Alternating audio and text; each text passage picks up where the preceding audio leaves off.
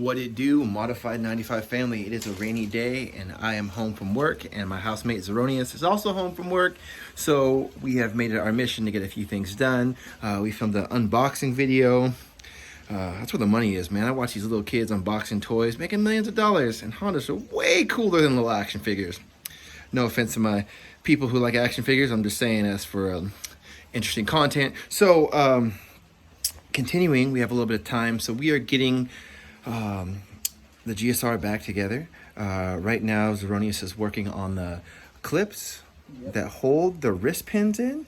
We measured everything, weighed everything, and I had mentioned that one of the pistons was a little bit heavier, so with a little bit of action, a little massage with a carbide bit, just took a little bit of metal off, and now everything is balanced and of equal weight, so that should have a positive effect when everything's back together. All right, so give me 5 on the black hand side and we'll get started. All right, Modified family, just to preface what we're doing currently is I was removing the oil squirters from each one of the cylinders to help lubricate the rod for high performance capabilities that the GSR and B16 and also H22 have. I have a couple sets of oil squirters.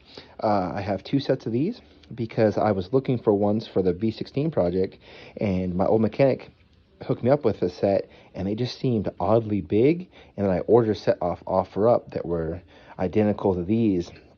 And what I'm thinking is these are the GSR and B16 ones, as well as the other ones might be for an H22, like that bad boy sitting right there, which I'm sure already has its oil squirters. Right now, Zeronius is over here. We were figuring out which way the rods faced, and then luckily the pistons are clearly marked. One says towards the intake side, which means the other side will go towards the exhaust. So I get to watch him struggle to get those in because I have no idea and would probably break it, so I'm not touching it. And then we have rod bearings, which you can see by the sides go inside the rods. Then we have main bearings, which go around the crank to hold it in here. Also, in this assembly, we will need to get those rings on, but those have to go into the cylinders and be measured to make sure they're within spec. That seems very tedious. Probably won't show that. Watch like a effing static video for that. We're just gonna I just want this thing to get together. But once these are together, this will get a quick hone. Everything else, this motor will have to be flipped over. I just literally turned it over just to get those out and to clean this up, this mating surface, so it's ready. So probably in the next scenes, you will see it facing the other way, because that's how everything goes in. You know, things got serious when your housemate runs to his room to get the lube.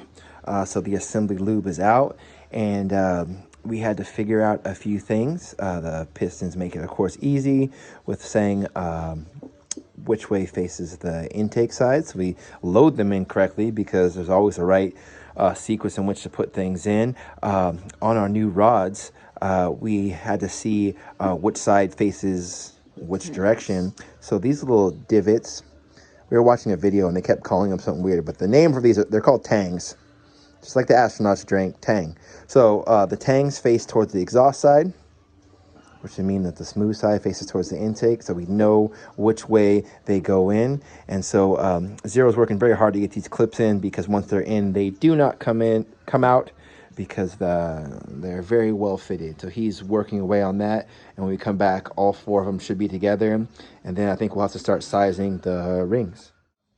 Our progress is moving steadily. Assembly lube is thick, it's like honey, but it's cool to watch, and I'm glad it'll keep things moving correctly. Each one of these is together. I've been proofing his work to make sure that it says in on this side and the tang is on that side. How's this one look? That's good. Okay, where's that in? In right there. Tang on that side. Perfect. All right, what's he doing right now? I'm watching him, but he's doing a great job. I mean, I definitely would not be able to do this on my own, and so I appreciate all the help, and it's very encouraging. Whenever you're doing a project, it's nice to see progress, because a lot of times you're just sitting there waiting for things to happen, and it's like when you're waiting on a miracle, it don't ever come. So you gotta get your butt out there and get things done.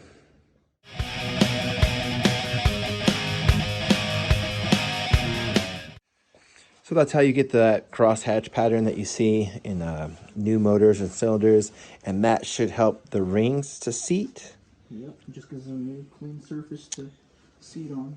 Yeah, so having a clean, smooth surface to seat on. That's not the hone that we would have used if this had been sitting outside or we thought that it was warped, but this motor was running really good until the day the bearing spun, so we had no reason to believe that the cylinders were not circular anymore and needed to be fixed with the other type of hone.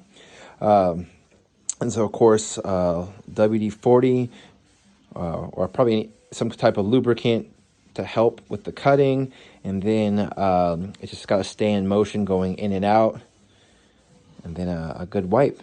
So this looks pretty good. And so I had held off on having him do this till we were putting everything in because it's kind of moist out here. It's raining outside currently, so I just didn't want to have these things being all smooth and then possibly develop any surface rust. So that was the reason for waiting, but today seems to be the day that all this is going together. And on that front, all the pistons are together with their corresponding rods. All the tangs are facing the right way as we had looked it up. So we need to do some measurements now, I think, of the rings. And then once those are measured and then they have to be clocked and then put on, then they will be dropped into the block itself. And I don't know if we have the tool to do that. I think I still need to order it. It's like a sleeve. It's the most convenient one that you put around to compress all the rings so it just slides right into the cylinder. But we will go as far as we can. This is a time-consuming process, but I think there is 4 rings? Well, 3 rings. technically 5. Technically 5 rings, but 3 different bags. And so each one of the 3 will get measured individually. I don't think the last one has to get measured, just the first 2, right? No, I'm going to probably measure them all. Okay, they're all going to get measured. But right now we have the first ring in each one of the cylinders, and these are going to be their lifetime homes, so they will match that cylinder. So right now he is cleaning the feeler gauges. He will check each one to make sure the gap is in spec before it goes on to the piston. And then we'll make sure that right piston goes in the one we just measured. And I'm not going to show that because there's plenty of how-to videos to do that, and I don't want to make my video forever long because I want to keep your attention as well as my own. And my part in this is I'm making a little mud pie with engine cleaner because I want this to be clean, because of course you won't be able to see it when the head goes on, but I'll know. So each one of those rings was spec'd out and measured, and they're in corresponding bags for each of the cylinders, 1 to 4, 1 being the one closest to the belt, and then 4 being the one closest to the distributor is how I keep that together. And then so we got the girdle, and we got these end caps on there for the main bearings. I think that's what these hold. So now we need to measure this out. And so what we're doing right now is we are torquing these down to spec. My job is to stand on this cart, make sure it doesn't roll away. These outside ones are 56 pounds that they're getting torqued down to, and these inside ones are 49 max, but then it also has to go in stages. So I think we started at, we just kind of lightly impacted them on till they were fully seated. Well, first thread them on by hand, just get them started, just light impact till they stop, and then 30, I think we did like 40, and then I think now they're working their way up to their final stages. And then there'll be we're going to measure everything in stages to get it all together, and then I think we'll probably have to stop before the rings go in, because I do not think that we have the tool for that, but I could be wrong. All right, so this is where we're leaving off for today. We got the girdle in place, and then the main caps on both sides. We found out what they are torqued down to, and what we need to do is we need to put the bearings in, the main bearings, which look like these, going all the mains, but we ran into a problem. These are the main bearings that they sent us. They look beautiful, and as you can see, there's a tang. Let me focus on this. Bam, there's a tang there.